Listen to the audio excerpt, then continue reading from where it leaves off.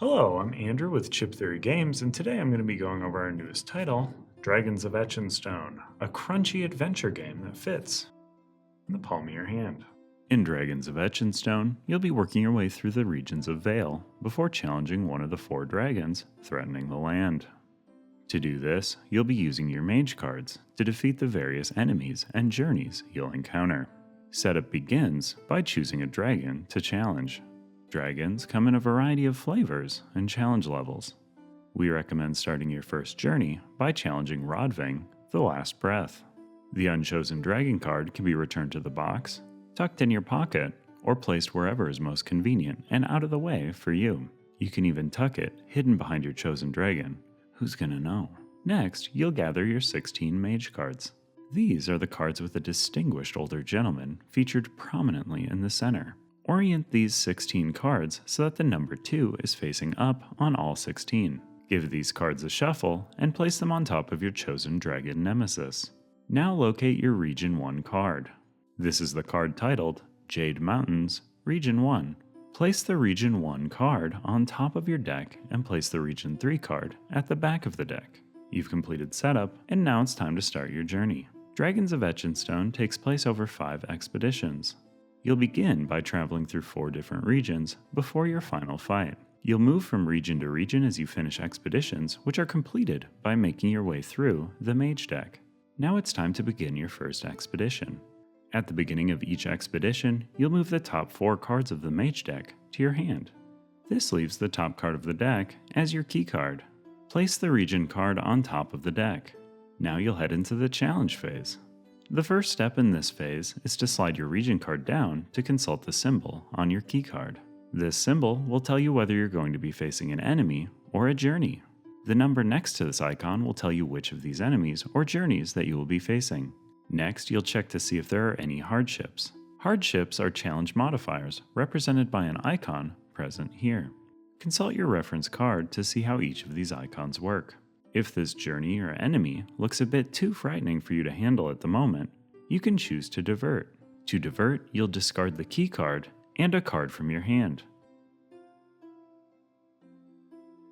Discarded cards can be kept behind your chosen dragon card, separate from the rest of your mage deck. The card on top of the deck is your new key card. Consult the new symbol to determine your encounter.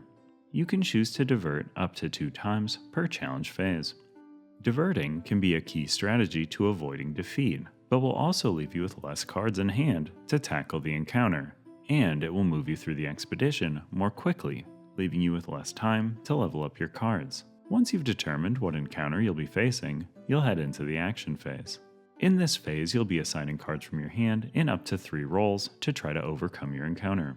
This set of 3 cards is called your action set. Here's a quick breakdown of a mage card. Up top and to the left, you'll find the level of the card. This level can range from 1 to 4. To begin the game, all cards in your starting deck should be set to level 2. Next to the level is an icon tied to this card's element.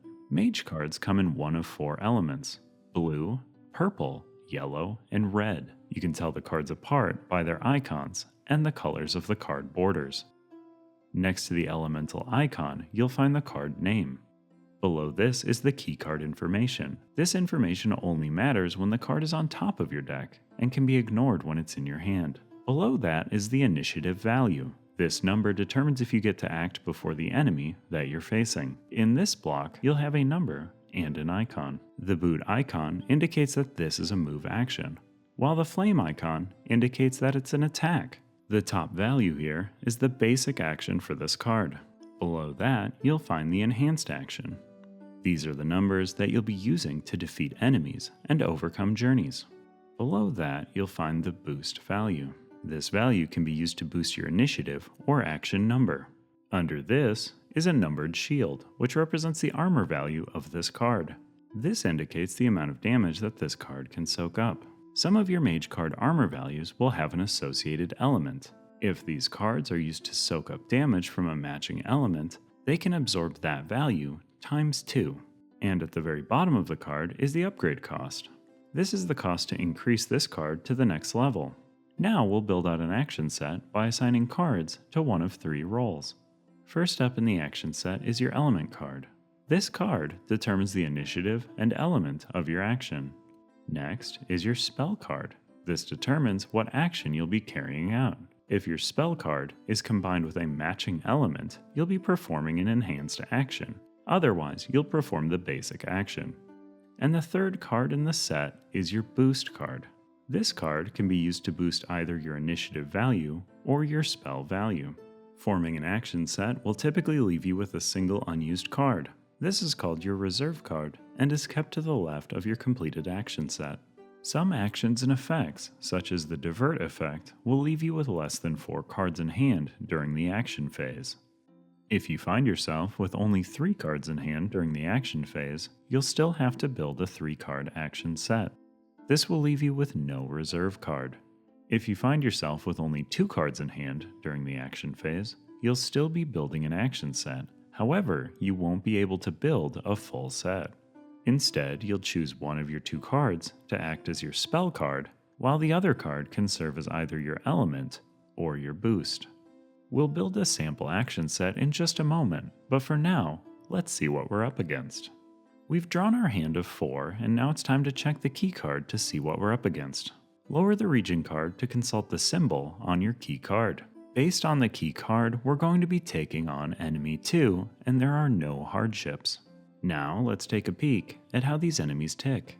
Each region has 4 enemies that range in strength and rewards. Along the left side of the enemy, you'll find its various stats. Up top is the enemy's health. This is how much damage the enemy can take before it's defeated.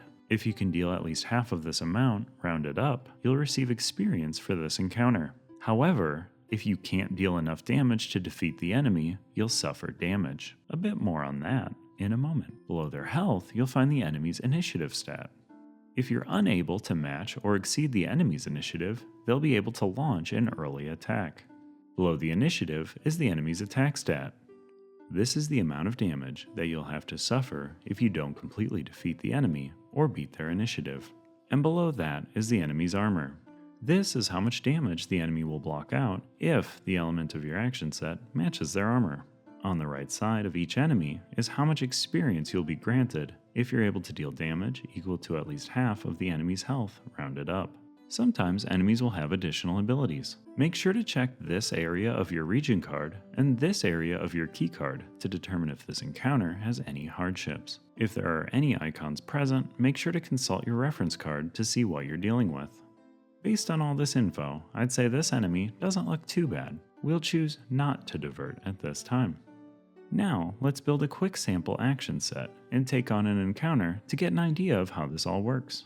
Here's our hand of 4 cards. We have a variety of elements and values, but is it enough to defeat our enemy? Based on the key card, we're going to be facing Enemy 2, the monkey. There are no icons on the key card or the enemy, so we won't have to deal with any hardships. Our enemy has 11 health, 4 initiative, 2 red attack, 1 red defense, and if we can deal at least 6 damage to it, half of its health rounded up, we'll gain 7 experience points. First, we'll choose our element card. This will determine the element and the initiative of the action set. We can consult our 4 cards and see that our highest damage output is from the Rain of Blood card if it's paired with a red element. We'll choose Adapt as our element card. Since we chose our element card based on the damage potential of Rain of Blood, we should probably choose it as our spell card now. Based on our current action set, we're going to be performing an enhanced action for 8 attack with an initiative of 3. This is a bit of a problem because our enemy has an initiative of 4 and a health of 11 plus 1 from their armor since we're performing a red elemental attack. If nothing else changed, we'd be dealing at least half of the enemy's health and damage, so we would get experience, but we wouldn't be able to completely defeat the enemy's health or initiative. This would result in the enemy hitting us with early damage and regular damage for a total of 4 damage. Not exactly ideal. Luckily, we still have one more card to play, our boost card. Based on our 2 remaining cards, we can either add 2 or 3 to either our initiative or our attack. Based on the enemy's stats, we'll want to either boost our initiative by 1 or our attack by 4. Since 4 isn't an option, we'll choose the River Swiftness as our boost card and choose to boost the initiative value by 2 to a total of 5. The remaining unused card is called your reserve card and is placed to the left of the action set in your hand. We've now successfully built our first action set. Now, before we talk about resolving the action phase, let's talk about fusion. During the action phase, you may combine 2 of the cards in your hand that share a color into a single fused card. When a card is fused, the bottom card of the 2 disappears behind the other. This card is not considered to be a reserve card. The top card is then changed into the color of your choice while retaining all other stats. This can be helpful in a pinch, but will leave you with no reserve card and will move you through the expedition more quickly. Now let's get back to resolving the action set, starting with our enemy. We chose to apply our boost to our initiative value, leaving us with 5 compared to their 4. We've successfully dodged early damage. Now we'll calculate our attack.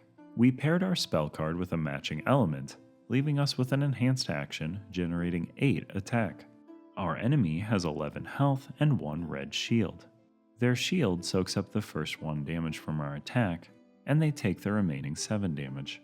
This damage doesn't completely defeat the enemy, but has exceeded half of their HP rounded up. That means that we'll be gaining their XP, but we will be suffering an attack for 2 damage. We did, however, manage to dodge the additional 2 damage that we would have suffered if we also couldn't overcome their initiative value. Now we'll move into the penalty phase, where we'll be suffering any damage or time penalties. We'll cover time in a moment, but for now we have 2 damage to take.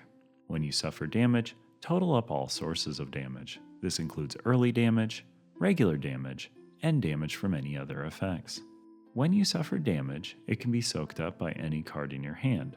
This includes your action set and reserve card.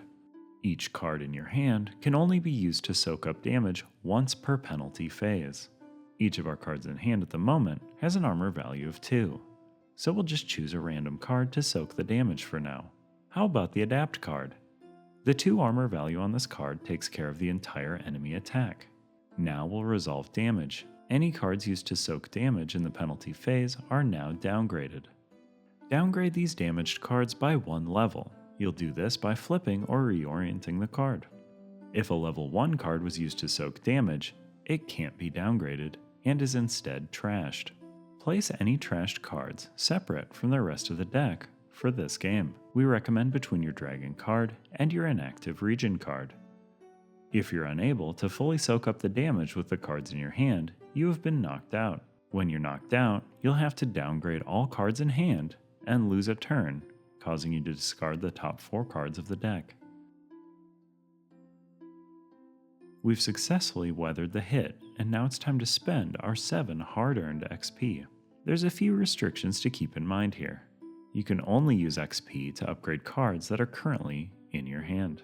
XP can't be saved between phases. Make sure that you're using as much as you can.